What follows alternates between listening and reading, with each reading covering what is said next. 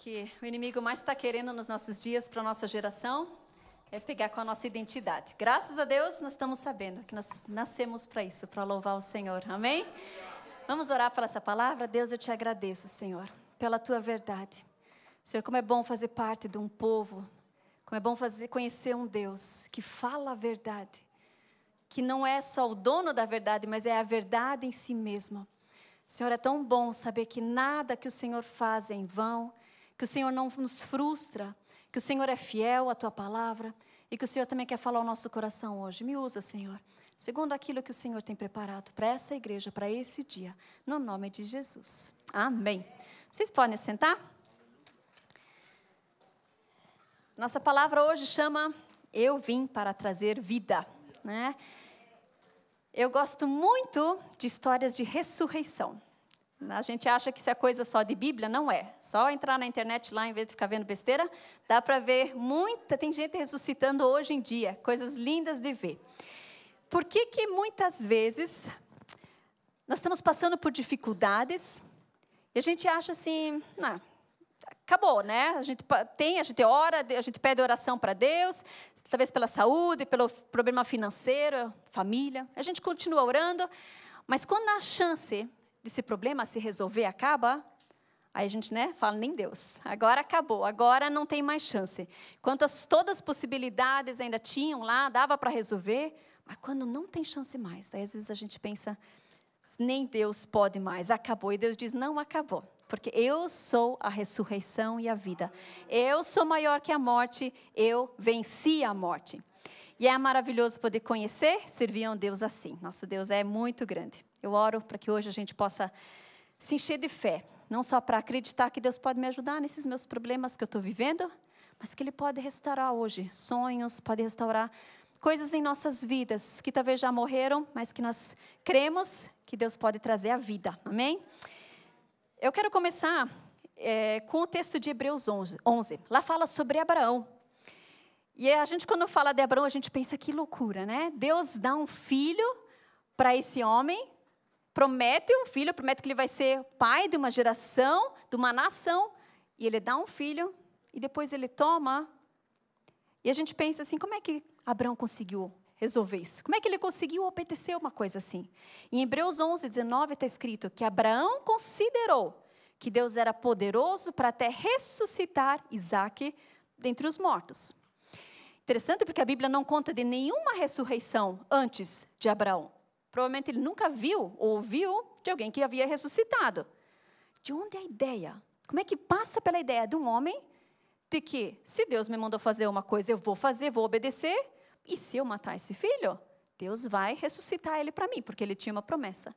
E esse é o segredo de Abraão. Ele conhecia a palavra, ele conhecia aquele que deu a palavra a ele. Ele ainda não conhecia o caminho que ele ia andar, mas ele conseguia conhecer o Deus que havia feito a promessa. Ele sabia, esse Deus é poderoso. Ele confiou naquela promessa e andou em obediência às ordens de Deus. Muitas vezes não acreditamos que Deus quer fazer um milagre através de nós, por nós, porque a gente ainda nunca viu acontecer assim. Abraão também nunca tinha visto. O segredo não é primeiro ver ou ter visto acontecer, mas confiar e crer naquele que fez a promessa, é porque Ele é poderoso. Talvez nós estamos orando para uma dor de cabeça passar. E a gente ora e não passa. E o nosso pensamento é, talvez Deus não quer, porque se Ele quisesse, Ele faria. E aqui morre a esperança de viver um milagre com Deus. Eu orei e não aconteceu. Deus não quer só curar a tua dor de cabeça, mas Ele quer, além disso, te dar um testemunho de vida. E é isso que nós vamos ver hoje aqui com a Bíblia, o que Deus não está tudo preparado para fazer em nós e por nós. E a primeira história que a gente encontra de ressurreição na Bíblia é em 1 Reis 17, a história de Elias. Elias, ele é um profeta e ele vai até o rei Acabe e ele fala, não vai mais chover aqui nessa terra pelos próximos anos. Deus sabe que esse homem está em perigo e ele dá uma ordem a Elias. Ele diz, Elias, sai daqui, se esconda perto do rio Jordão, bebe a água desse rio e come daquilo que os corvos vão trazer, porque eu já ordenei que eles trouxessem o teu alimento. E Elias fez o que Deus ordenou. Quero chamar a atenção para essa palavra que já passou 2 vezes aqui e ainda vai aparecer mais uma vez. Deus ordenou a Elias para onde ele deveria ir e Deus ordenou os corvos que trouxessem alimento a ele. E a pergunta é, quantas ordens Deus tem te dado? E quantas ordens você tem obedecido? Quando nós falamos que Deus tem o controle do mundo, não estamos falando que Ele está assistindo tudo lá de cima e falando, isso está bom, isso não está bom. Nós estamos dizendo que quando Ele tem o controle é porque Ele está trabalhando o tempo todo. Ele está dando ordens o tempo todo. Nós muitas vezes já cansamos só de dar ordem na nossa casa, né? Pôr a casa em ordem, dar ordem na família. Imagina o tamanho de Deus, que põe ordem em todo o mundo. E assim como existem filhos rebeldes que não obedecem os pais, assim existem filhos rebeldes de Deus que não obedecem a Deus. Mas Ele está colocando a casa o tempo inteiro em ordem, Ele sabe como fazer esse trabalho. E esse rio Jordão, que era para ser água, ia trazer água para Elias, seca, porque Elias mesmo falou que não é para mais chover, e esse rio seca, e ele não tem mais onde tomar água. Se nós fôssemos Elias, provavelmente aqui a gente já estava ansioso, preocupado, né, porque a água está acabando, mas como é importante conhecer aquele que tem o controle de tudo. E Deus disse para Elias, aqui acabou a água, Elias, agora vai morar em Sarepta, porque eu dei ordem a uma viúva que mora ali para te alimentar.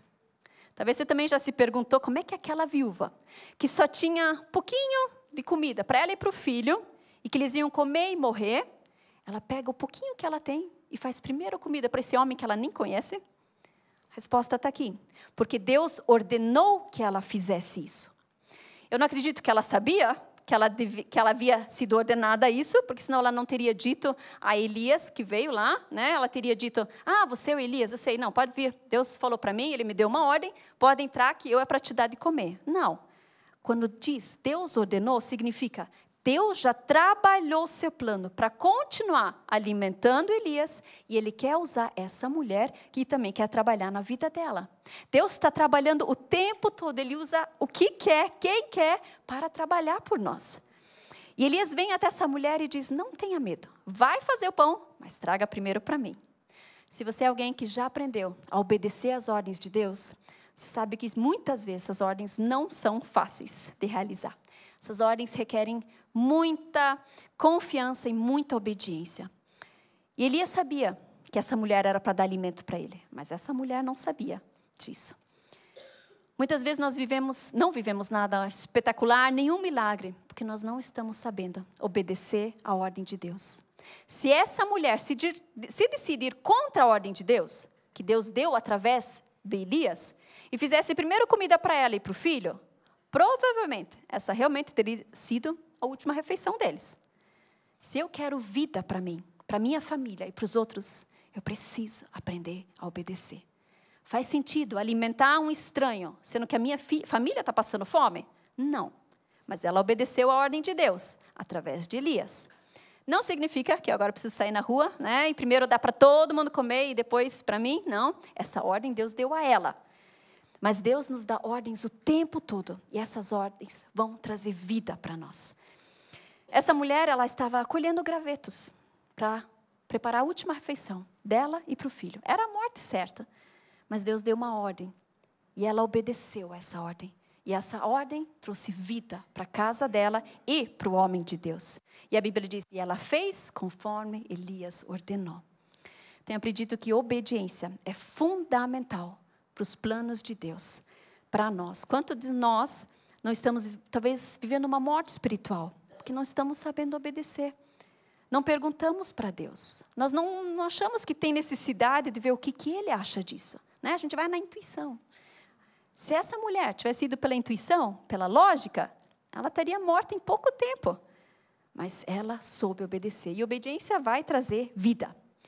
Mas eu sei cuidar da minha vida, não preciso ficar prestando contas para ninguém, ficar perguntando o que eu tenho que fazer, sei o que é melhor para mim. Essas frases estão nos levando a uma frieza espiritual, uma morte, porque Deus está dando ordens a algumas pessoas a nosso respeito, porque Ele quer trazer vida para nós.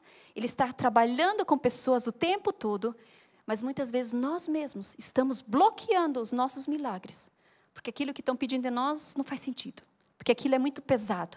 Não, então eu não faço. Essa mulher achou que Elias veio para a morte, mas ele veio com uma ordem de Deus para trazer vida. Algum tempo depois, o filho dessa mulher fica doente e morre. E ela diz para Elias: homem de Deus, o que você me fez? Veio para me lembrar dos meus pecados e matar meu filho? Homens de Deus levam muito na cabeça. Essa mulher estava desesperada, estava frustrada. Você veio aqui, te dei casa e comida, e você traz a morte do meu filho? Muito nós, né? Quando nós fazemos algo certo e o resultado dá errado, sempre alguém foi o culpado. E Elias diz: me dá teu filho. E ele toma o corpo dessa criança nos braços, carrega até o quarto no andar de cima, e Elias clama ao Senhor: Deus, por que você trouxesse essa desgraça a esta viúva que me recebeu em seu lar? Elias descobriu o que fazer com todo esse peso que ele havia recebido. Ele leva tudo para Deus. Um homem, uma mulher de Deus, recebe muitos problemas para carregar. E essa mulher tem o seu filho morto, leva a Elias toda a sua dor espiritual, todas as suas dúvidas. Ela não está entendendo por quê. Eu só fiz o bem. Por que eu estou recebendo isso? Elias também não estava entendendo. Mas ele leva tudo que está pesado a Deus. E a Bíblia diz que ele deita sobre o menino 3 vezes. E ele clama ao Senhor: Deus, por favor, permita que a vida volte a esse menino. E o Senhor ouve a oração de Elias e o menino volta a viver. Elias leva o menino para baixo, entrega para a mãe e diz: aqui está o seu filho, em vida. E a mulher diz a Elias: agora eu tenho certeza que você é um homem de Deus e que você verdadeiramente fala aquilo que Deus pede. A morte desse menino trouxe vida 3 vezes. Vida ao menino, vida à fé de Elias e vida a uma dúvida espiritual dessa mulher. Quem aqui quer passar por uma situação como dela? Acho que ninguém. Mas quem aqui ia gostar de ver uma ressurreição? Ver a fé dos outros crescerem, ter a certeza, era Deus mesmo fazendo? Acho que poucos. A pergunta é: nós estamos preparados para isso? Para onde nós estamos levando esse morto que nós estamos carregando? Nós temos lutos, nós temos sonhos frustrados, temos dor na alma, nós temos esperanças que já foram embora. E para onde a gente está levando esse morto? Essa mulher poderia ter começado a preparar o funeral dessa criança, porque ela estava morta. Mas ela decide levar ela ao homem de Deus. Ela vai frustrada, vai acusando, mas vai. Ana, a mãe de Samuel, também é assim. Veio frustrada, veio sendo acusada de estar bêbada, mas veio ao homem de Deus e recebeu a sua vida. Tem muita gente vivendo com defuntos na alma. Estão caminhando pelas ruas, carregando um morto no braço e dizendo: essa é a minha história. Esse é o morto que eu carrego. Olha como Deus é cruel comigo. E o que precisamos é aprender aonde nós depositamos nossas dores. Quem sabe Deus quer usar homens e mulheres de Deus que já aprenderam a subir no seu quartinho e depositar todas as suas frustrações e dores lá para nos abençoar. Talvez você diga: eu não preciso de nenhum intermediário, né? Eu posso levar tudo direto a Deus. Amém. Quando você está doente, você também pode levar tudo para Deus. Mas mesmo assim você vai para o médico, não vai? A gente fala: Deus também pode usar os médicos. Se você está com doença na alma, está estressado, burnout, sei lá, você também vai para o psicólogo. Você poderia ir direto para Deus. Mas quando a dor está no espírito, por que nós não aceitamos a ajuda de Deus? Porque Ele quer usar pessoas para nos ajudarem. Ao invés de viver carregando essas dores, ver morte espiritual aqui dentro, por que nós não chegamos a um homem ou uma mulher de Deus, apresentamos o nosso morto? E com a ajuda de Deus, porque só Ele pode dar vida, nós vamos receber a nossa vida de volta. Ninguém precisa sofrer sozinho. Deus está trabalhando com todos nós. Cada um de nós tem suas lutas, tem suas dores. E Ele quer usar pessoas para nos abençoarem. Porque aí vão ser 2 pessoas que vão ver, que vão receber esse milagre. Talvez alguém diga: eu já confiei uma vez num homem de Deus, num profeta, mas eu me decepcionei muito. A pessoa ainda me deixou mais ferida do que antes. Não vou mais expor minhas dores para ninguém. Se você vai a um médico e ele te receita uma coisa, e depois disso você fica pior do que antes, você vai deixar de ir para o médico o resto da vida? Não, você procura um outro médico. Então por que nós não perguntamos a Deus: Deus, quem que é essa pessoa que o Senhor pode usar para me ajudar, que seja capaz de dividir essas dores comigo e que saiba levar tudo para o Senhor? Esses dias eu conversei com uma pessoa, ela estava passando por uma luta muito grande. E numa hora, para dar um exemplo de como Deus age, né? Eu contei algo para ela que eu nunca havia falado para ninguém. E isso foi libertador para mim. Eu acredito que o exemplo talvez ajudou um pouco ela a entender o processo, mas eu sei que Deus mexeu muito comigo. Deus quer curar pessoas, Deus quer libertar, quer trazer vida. E Ele, inclusive, usa pessoas para abrir os nossos olhos. Deus não tinha só um propósito com essa mulher. Deus também não tinha um propósito só com essa criança. Mas Ele também tinha com Elias. Também homens e mulheres de Deus. Eles estão sendo trabalhados por Deus o tempo todo. E Elias aqui nem fica discutindo com a mulher, se justificando, né? Ele toma o menino, leva para o seu quartinho. E aí a conversa é entre ele e Deus. Deus, por que você permitiu isso acontecer a essa mulher? Não sei se ele estava querendo uma resposta, realmente. Eu acredito mais que ele estava dizendo, Deus, eu não posso fazer nada aqui. Você tem um problema agora. Elias, ele seguia as ordens de Deus. E o bom é que quando você segue as ordens de Deus, é que você sempre vai estar no caminho certo. E quando você está no caminho certo, todos os problemas que você encontra são problemas de Deus, porque foi Ele que te deu esse caminho. O problema do rio secar e Elias não ter mais o que tomar, era um problema muito sério. Imagina uma pessoa ficar sem tomar água. Mas Deus havia mandado ele para lá. Por isso o problema era de Deus. E Deus cuidou para que Elias fosse para algum lugar onde agora ele teria água novamente. Quando eu não caminho onde Deus planejou para mim, eu é que arrumo meus próprios problemas. Eu preciso vir a Deus, é verdade, mas Ele primeiro tem que me levar para o caminho certo. Mas se eu estou caminho certo, se eu estou obedecendo às ordens que Deus está me dando, então eu sempre posso chegar diante de Deus e dizer, Senhor, você tem um problema para resolver aqui. E Ele vai resolver, porque se Ele permitiu, Ele também tem a solução. E 3 vezes Elias se deita sobre esse menino morto. E a Bíblia diz sobre Elias que ele era um homem como nós, sujeito aos mesmos sentimentos que nós. E ele orou fervorosamente e não choveu por 3 anos e meio. Nessas horas em que a gente chega para Deus, com aquilo que está morto, o que mais pega são os nossos sentimentos. É muita insegurança, muita dúvida, muita dor. É uma mistura de sentimentos. Será que é isso que vai acontecer? Será que é o que Deus quer? Será que Ele pode fazer isso? Será que Ele ainda está nos planos dEle que isso aconteça? Elias orava com fervor. Um belo segredo para nós. Ele tinha os mesmos sentimentos que nós, quando nós chegamos diante de Deus com o nosso morto. E ele orava com fervor. Quando foi a última vez que nós fizemos isso? O que o Elias orou? Deus, por favor, permita que a vida volte a esse menino. Ele sabia que quem podia dar a vida era Deus. Só Deus pode. Mas nós usamos isso muitas vezes como desculpa. Só Deus pode trazer a vida. Quer dizer, eu não posso fazer nada. É só se Deus quiser, porque só Ele pode trazer vida. Mas não foi assim que Elias orou. Ele assumiu o seu papel de enviado por Deus para ser usado aqui na terra. Deus não quer fazer nada sozinho. Ele quer trazer vida, sim, mas Ele quer usar homens e mulheres de Deus para isso. Como é que a gente pode ter certeza? Está escrito, e o Senhor ouviu a oração de Elias e o menino voltou a viver. Quer dizer que Deus queria ressuscitar esse menino, mas sem a oração de Elias, o menino não teria vivido. Será que a gente está assumindo o nosso papel aqui? Se tem situações que Deus quer curar e ressuscitar, Ele pode contar comigo. Ele pode saber que eu vou entrar no meu quartinho, que eu vou fechar a porta e que vou orar com fé.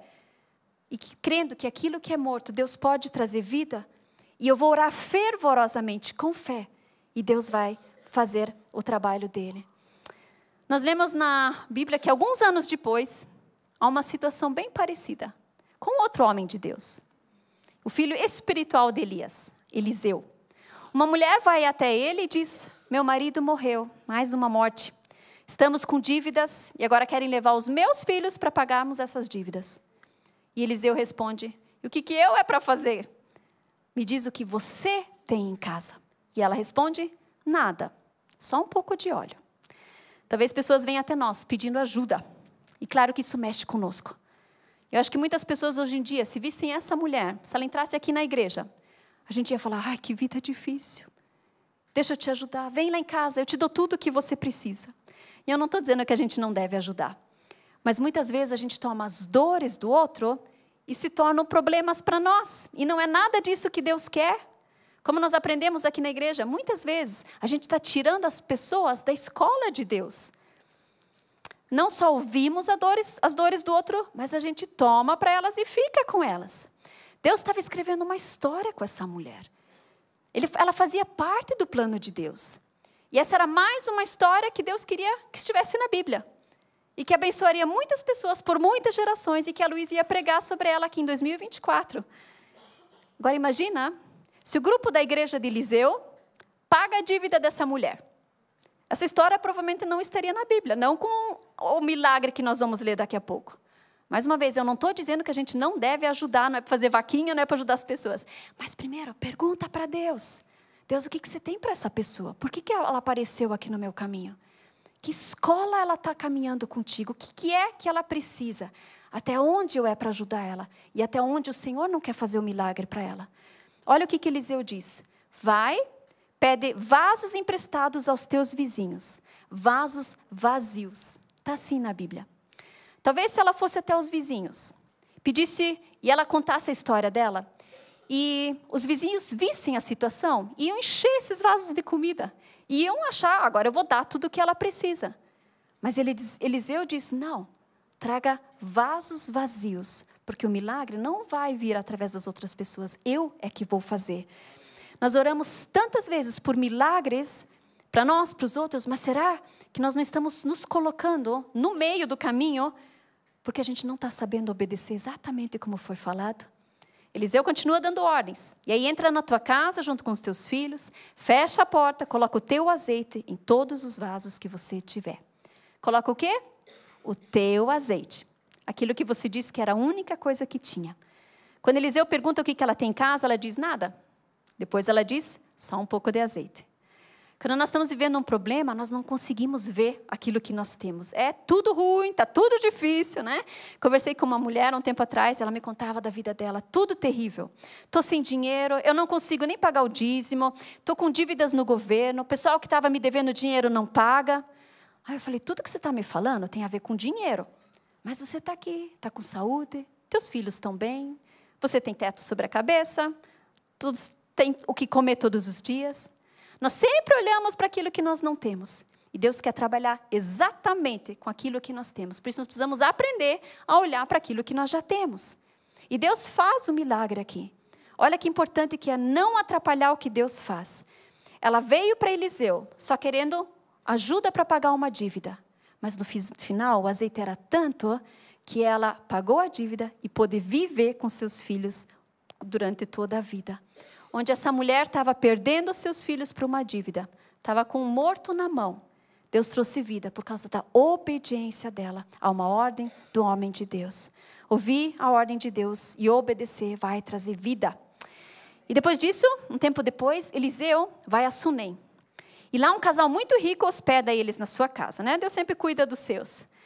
E Eliseu chega essa mulher rica e fala, você está cuidando tão bem de nós, nós temos tudo aqui. Nós, porque o Geazi aproveitou a mamata ali, e ele falou, o que eu posso fazer por você? E Geazi responde por ela. Ela não tem filho, e o marido dela é velho. E aqui vemos que isso não era mais nem tema para essa mulher. Porque quando Eliseu pergunta o que ela quer, ela diz, não, os meus vizinhos aqui, eles estão aqui por perto, eles sempre me ajudam, eu tenho tudo o que eu preciso. Ela não tinha nem coragem de mencionar mais isso. Mas Geazi descobriu, e ele diz, o que ela quer é um filho. Nós já sabemos que essa era uma época onde não ter filhos não era bem visto. E essa mulher não poderia mais ter, porque o marido já era velho. Ela tinha um morto nos seus braços, uma grande dor. E Eliseu diz a ela, a este tempo determinado, segundo o tempo da vida, abraçarás um filho. Eliseu era bem poético. Com certeza, essa era a maior dor dela, nunca ter abraçado um filho. E ela disse, não, meu Senhor, não minta para mim. Só quem já sofreu com essa dor sabe o que significa. Quantos anos de tentativas frustradas, né? A morte na alma toda vez que a mulher menstrua e percebe que ainda não foi dessa vez. É muita dor e ela não queria que brincasse com os sentimentos dela. E essa mulher dá à luz, no tempo determinado que Eliseu disse. Mas uma história que se repete. Esse filho fica doente e morre de novo. E a mulher toma esse menino nos braços e faz o quê? Sobe para casa, vai até o quarto de Eliseu e deita essa criança sobre a cama dele, porque Eliseu não estava em casa. E aí ela vai atrás de Eliseu. E ela vem com uma frustração. Ela fala aquilo que nós já ouvimos há pouco. Eu te pedi um filho. Eu não disse, por favor, não me engane. E eles voltam para casa e quando Eliseu chega, está com o menino morto no quarto. E ele entra, fecha a porta e deita sobre esse menino para aquecê-lo. E aí olha que interessante. A Bíblia diz que Elias fez isso 3 vezes. Aqui a Bíblia diz que Eliseu fez uma vez e ele desceu e começou a caminhar pela casa, para um lado e para o outro. E depois fez a mesma coisa. Sendo Eliseu discípulo de Elias, provavelmente já conhecia essa história da ressurreição, né, do morto de Elias, porque ele inclusive faz a mesma coisa que Elias fez com a criança.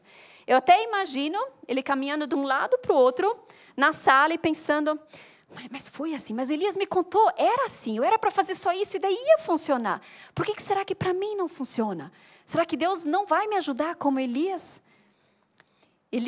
Eliseu, homem sujeito aos mesmos sentimentos que nós. Na hora da prova, o medo vem, e vem mesmo. Mas a Bíblia diz, fé é não duvidar. A dúvida vem, mas eu preciso aprender a confiar no Deus que dá vida. Como diz Abraão, mas ele creu que quem fez a promessa era poderoso. Eu não posso me basear naquilo que eu estou sentindo. Eu preciso confiar no aquele que fez a promessa. E ele volta até o menino, faz a mesma coisa, e o menino espirra 7 vezes. Nós, mães de hoje em dia, a gente já ia dizer, o menino já acordou doente, né? Espirrou 7 vezes, já ressuscitou doente, tadinho. Elias fez isso 3 vezes. Eliseu caminhou pela casa entre uma vez e outra. E a pergunta é, será que nós estamos prontos para lutar desse jeito? Para termos a nossa vida? Ou será que eu já desisti? Porque eu acho que Deus não quer isso, porque senão Ele já teria dado. Temos lembrado que Deus quer trabalhar conosco. Ele está ouvindo as nossas orações. E porque nós oramos fervorosamente, Ele agora pode realizar o que Ele tem para nós. Eliseu chama a mãe do menino e diz, toma aqui o seu filho em vida. Ela entregou ele morto e recebeu ele com vida. Essa é a troca que nós queremos fazer com Deus hoje. Entregar o nosso morto e dizer, Deus, eu aceito, confiar em Ti e quero a minha vida de volta. Paul Yong-Shu, ele é um pastor, já falecido. Ele me inspirou muito com o testemunho que ele deixou. E me ensinou a não esmorecer, não desanimar. Ele diz que nos primeiros anos dele como pastor, ele não tinha nada, ele era muito pobre. E ele comia, ele dormia, ele estudava tudo no chão. Ele caminhava quilômetros para ir até a igreja. E um dia ele estava muito indignado com isso, e lendo a Bíblia ele viu que dizia que nós somos filhos do rei. E ele, desanimado, pegou e orou e falou, Deus, se eu sou filho do rei, por que eu não tenho uma escrivaninha, uma cadeira e uma bicicleta? E ele orou para Deus, Deus, me dê, por favor, uma escrivaninha, uma cadeira e uma bicicleta. E ele começou a esperar que isso chegasse na casa dele. E deu 1 mês, deu 2 meses, deu 6 meses e nada. Um dia ele não tinha comido nada, estava com fome, estava frustrado, depressivo, e ele orou e disse, Deus, eu trabalho para você. Você não está vendo que eu sirvo você? O que te custa me dar uma escrivania, uma cadeira e uma bicicleta? Como é que eu vou ensinar o povo na igreja a ter fé se eu não vivo nada disso? Eu sei que a tua palavra é verdade e que você é fiel e que você vai responder a minha oração. Mas por que você está demorando tanto? Depois de eu morrer, eu não vou precisar de uma escrivaninha, de uma cadeira e de uma bicicleta. E ele chorou diante de Deus e depois sentiu paz no coração. E ele disse que essa paz no coração era sempre sinal de que agora Deus vai responder. E Deus falou que ele deveria ser mais específico. Como você quer essa cadeira, essa escrivania? E ele então orou, pediu exatamente o que Deus queria e foi dormir em paz. Pela manhã, uma insegurança bateu novamente. Porque ele também era um homem sujeito aos mesmos sentimentos que nós. À noite ele estava cheio de fé. Pela manhã ele disse que não sentia mais nada. E isso é muito comum entre nós.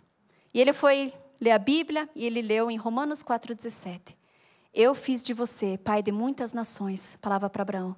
Assim a promessa depende de Deus, em que Abraão creu, o Deus que ressuscita os mortos e faz com que exista o que não existia.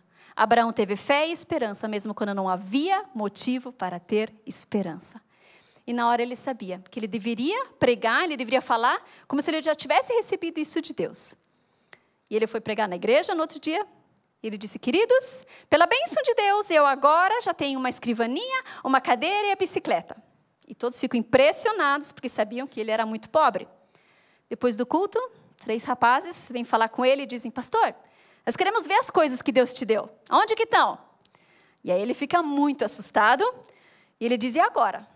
Se eu falar, eles vão achar que eu menti. E aí eu posso esquecer, nunca mais vou poder pregar nessa igreja aqui. E ele começou a orar. Ele diz, Deus, essa ideia não foi minha, é tua. Agora você precisa me ajudar como tens feito até aqui. Lembram? Se nós caminhamos segundo a obediência a Deus, os problemas que aparecem são problemas de Deus. E Deus deu mais uma ideia a ele. E ele disse àqueles meninos, venham lá para casa, venham no meu quarto e eu vou mostrar para vocês. E eles foram, e eles começaram a procurar no quarto e não viram nada. E o pastor disse, não precisa procurar, eu vou mostrar para vocês mais tarde. Primeiro eu vou fazer uma pergunta para você. E ele apontou para um dos meninos, que mais tarde se tornou um dos maiores pastores da igreja da Coreia. E disse, se você me responder o que eu vou te perguntar, então eu te mostro mais tarde. Pergunta é, quanto tempo vocês ficaram no ventre da mãe de vocês, antes de nascerem? E ele disse, 9 meses. Ele falou, e o que você fazia lá? Eu crescia. E alguém viu você crescendo lá? Ele disse, não. Mas você já era o bebê que depois nasceu? Ele disse, ontem à noite, eu estava aqui, ajoelhado no meu quarto, e eu orei pedindo a Deus por essas coisas. Eu concebi essas coisas em oração. Agora eu sei que elas estão sendo geradas e que eu vou receber elas prontas. Eles começaram a rir da cara dele, e espalharam pela cidade inteira que o pastor estava grávido de uma escrivaninha, de uma cadeira e de uma bicicleta. Lembram quando Jesus ressuscitou a filha de Jairo? Ele disse, ela não está morta, ela está apenas dormindo. E as pessoas riram de Jesus. E pela cidade tiravam sarro desse homem, perguntando de quantos meses você está grávido. Mas ele continuava louvando a Deus, porque ele sabia que no tempo certo as coisas iriam chegar. E foi assim que aconteceu. Ele recebeu todas as coisas e exatamente do jeito que ele havia pedido. Quando eu estava preparando meu estudo para hoje, eu pensei, achei bonito, mas eu também ia querer contar um testemunho meu, não só dos outros. Eu só pensei, mas na verdade, eu não queria passar por uma primeira necessidade para ter um testemunho. Eu só queria o testemunho pronto. Mas não é assim que acontece para gerar uma vida. É incômodo, ela não é fácil, exige muito de nós. Mas depois que nós nascer, fica uma linda história para se contar. Antes de trazer uma palavra, geralmente tem muitas lutas. Mas eu sei que elas são para confirmar aquilo que eu vou falar. Eu já havia começado a me preparar essa semana para hoje. E na terça-feira eu pensei, vou deixar, tem a quinta-feira pela manhã livre. E assim eu vou continuar e terminar ela. Quarta-feira, 4h40 da manhã, Deus me chama para trabalhar nessa pregação. E eu já tinha preparado a parte do obedecer a Deus, por isso eu sabia levantar e fazer. À noite, quando eu fui dormir, apareceu uma pequena bolinha de pus no meu olho, e na hora eu comecei a orar e falei, Deus, eu vou fazer esse estudo no domingo. E é porque você me chamou para isso. Porque você sabe que de mim mesma eu não faria isso jamais. Mas eu quero te obedecer. E eu entrego essa infecção nas tuas mãos, esse problema é teu. No meio da noite, acordei ansiosa, as pálpebras estavam inchando, meu olho começou a ficar bem pequeno. Eu comecei a lembrar da última vez que eu tinha tido isso, que eu orei, mas mesmo assim inchou tanto, ficou tão fechado, e levou dias para ficar bom. E eu orava com a certeza de que Deus iria fazer, que Ele queria fazer isso, porque Ele queria me preparar para isso. Mas, por outro lado, eu tinha uma grande dúvida, porque eu já havia orado uma vez e não havia funcionado. Eu lembrei que Elias era um homem como nós, sujeito aos mesmos sentimentos. Eu entreguei esse sentimento de medo, de ansiedade a Deus. Pela manhã, o olho estava um pouco inchado ainda, lacrimejava, mas não havia mais nada lá. E no decorrer do dia, passou tudo. Tanta ansiedade para nada. Hoje pela manhã, quando eu acordei, eu senti meu olho mais uma vez repuxando.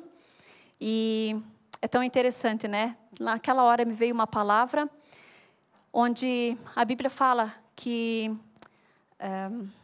eu anotei, por isso que eu não sei. Que Herodes, ele matou muitos homens de Deus, inclusive Tiago, morreu.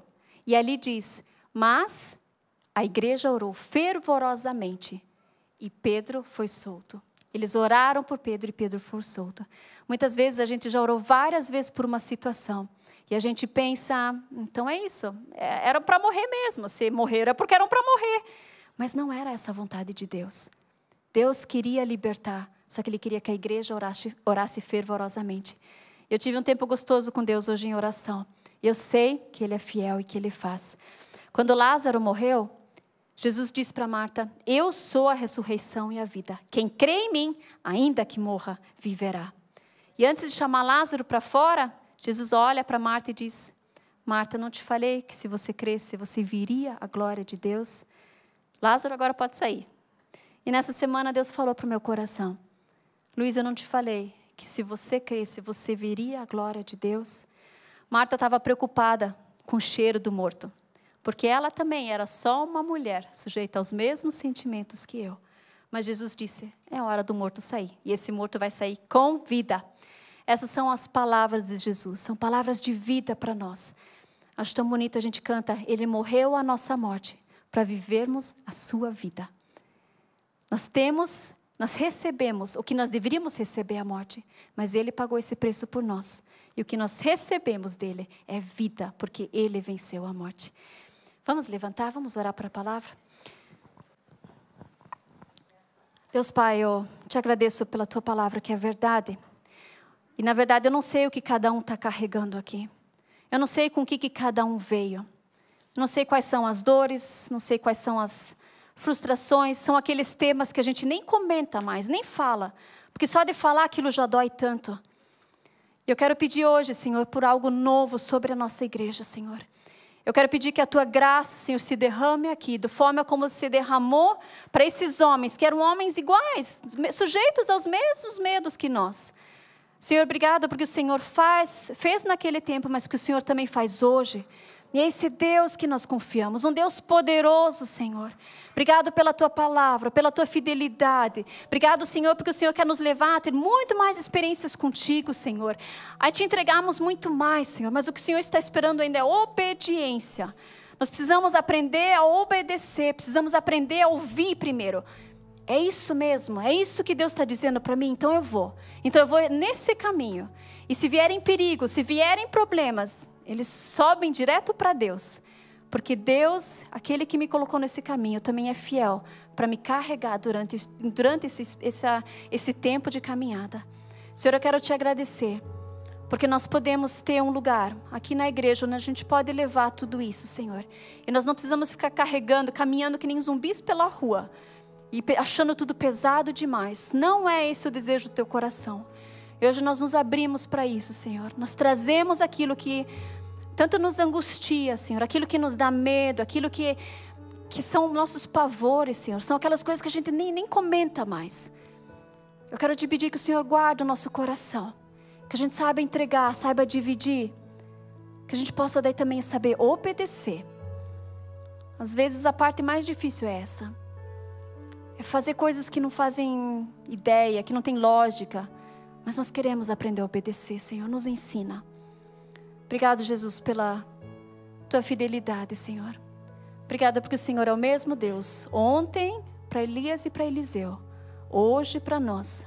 E será para sempre. O autor e consumador da nossa fé. O Deus da vida. Aquele que quer trabalhar conosco. O Senhor não quer fazer sozinho. Muito obrigado que o Senhor nos chama para o Teu reino. Para fazermos a diferença aqui nesse mundo. Te agradecemos. Abençoamos. Toma aquilo que nós estamos trazendo a Ti, Senhor.